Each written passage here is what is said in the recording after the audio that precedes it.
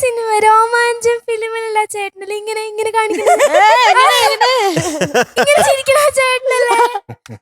ഒന്നും കൂടെ ഒന്ന് ചിരിക്കോ അങ്ങനെ? ചേട്ടൻ കപ്പേള സിനിമയിൽ ആ ചേച്ചിയെ പറ്റിച്ച ചേട്ടനല്ലേ? എന്റെ റോഷൻ ചേട്ടാ ചോദിക്കരുത്. അതായിരിക്കും നല്ലതെന്ന്. ചേട്ടൻ മറ്റേ പകിട കളിക്കുന്ന സിനിമയില്ലേ പടക്കളം, ആ സിനിമ ഡാൻസ് കളിക്കുന്ന ചേട്ടനല്ലേ? ഡാൻസിന് കുറെ ഇടിയും കിട്ടാറുണ്ട്. ഒക്കെ വ്യക്തമായിട്ട് അറിയാം. ചേച്ചി ഓഫീസർ ഓൺ ഡ്യൂട്ടി. ഈ ചേച്ചി ഉണ്ടല്ലോ അതിന്. ആ ചേച്ചി ഉണ്ട്. ഓ വെറുതെ സൈഡ് നിൽക്കുന്ന എനിക്കോ എന്തൊക്കെ ചോദിക്കാനുണ്ടോ നിനക്ക് അവരുടെ അടുത്ത്? ഞാൻ നിങ്ങളുടെ ടാസ്ക് തരാം. ഓഹോ വേണ്ട, നമുക്ക് കിട്ടണ പണിയായിരുന്നു. അല്ല, ഞാൻ ടാസ്ക് തരാം. എന്റെ അച്ഛൻ എന്നെ അമ്മയൊന്നും അങ്ങനെ സിനിമയ്ക്കൊന്നും കൊണ്ടുപോകാറില്ല. പക്ഷെ ഞാന് ചത്താപ്പച്ച ഫിലിമിന്റെ ട്രെയിലർ കണ്ടു. അപ്പൊ എനിക്ക് ഇങ്ങനെ ഫൈറ്റ് ഈ മൂവീസ് ഒക്കെ ഭയങ്കര ഇഷ്ടം. അപ്പൊ എനിക്കൊരു ആഗ്രഹം ഇതിങ്ങനെ തിയേറ്ററിൽ പോയി കാണണം. അപ്പൊ ടാസ്ക് ഇതാണ്, നിങ്ങള് അച്ഛനോട് പറയണം, അല്ലെങ്കിൽ എല്ലാവരോടും കൂടി പറയണം, ഈ ഫിലിമിനെ കുറിച്ച് സംസാരിക്കണം. എന്നിട്ട് എന്തുകൊണ്ടാണ് ഈ ഫിലിം കാണുന്നത്, അല്ലെങ്കിൽ ഇത് കണ്ടാ നമുക്ക് എന്ത് കിട്ടും, കൺവിൻസ് ചെയ്യണോ? അച്ഛനെ കൺവിൻസ് ചെയ്യണം. എന്നിട്ട് അച്ഛൻ സമ്മതിപ്പിക്കണം, നമുക്ക് ഇങ്ങനെ ഫിലിം കാണാൻ പോകാൻ സമ്മതിപ്പിക്കണം. അത് പ്രചോദനം എന്റെ അച്ഛൻ പറയും എന്തായാലും, കാരണം ഞാൻ അഭിനയിച്ചുകൊണ്ട് എന്റെ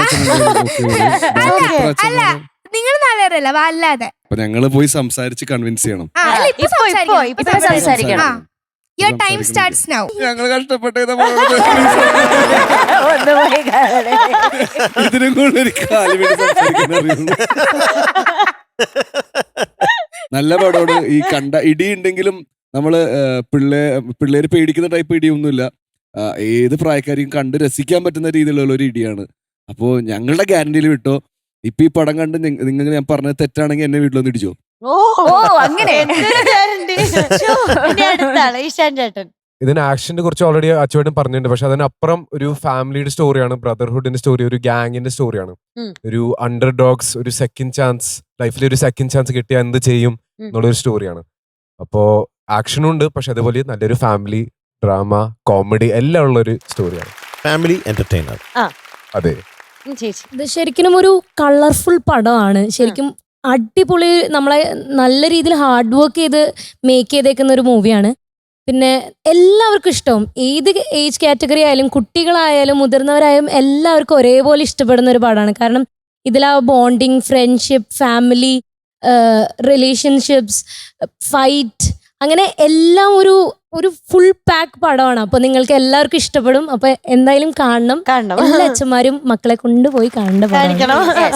റോഷൻ ചേട്ടാ, ഇപ്പൊ ആവ്നി ഇവിടെ വന്ന് പെർഫോം ചെയ്യുന്നുണ്ടല്ലോ സിംഗറായിട്ട്. അപ്പൊ അതുപോലെ ആവ്നിയുടെ ഏകദേശം പ്രായമുള്ള കുറെ അടിപൊളി കുട്ടികളും ഉണ്ട് ഈ സിനിമയിൽ, ഞങ്ങൾ കൂടാതെ. ഞങ്ങൾ ഈ ഇരിക്കുന്ന അവരുടെ പെർഫോമൻസ് ഭയങ്കര രസമായിരിക്കും കാണാൻ. അപ്പൊ അത് കണ്ട് നേരത്തെ വന്നതുപോലത്തെ വിസ്മയമൊക്കെ തോന്നിപ്പിക്കാൻ വേണ്ടിട്ട് ആവണീനെ കൊണ്ട് പടം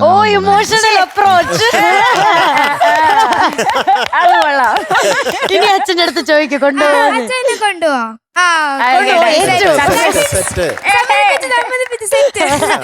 ഇത് നേരത്തെ പറഞ്ഞ പോലെ നമ്മുടെ ആവണിക്കുട്ടി എന്ന് പറയുന്നത് ഈ സെക്കൻഡ് ചാൻസിൽ ഇവിടെ വന്ന് സൂപ്പറായിട്ടുള്ള പെർഫോമൻസസ് തന്നുകൊണ്ടിരിക്കുന്ന നമ്മുടെ കുഞ്ഞാണ്. Wild card entry.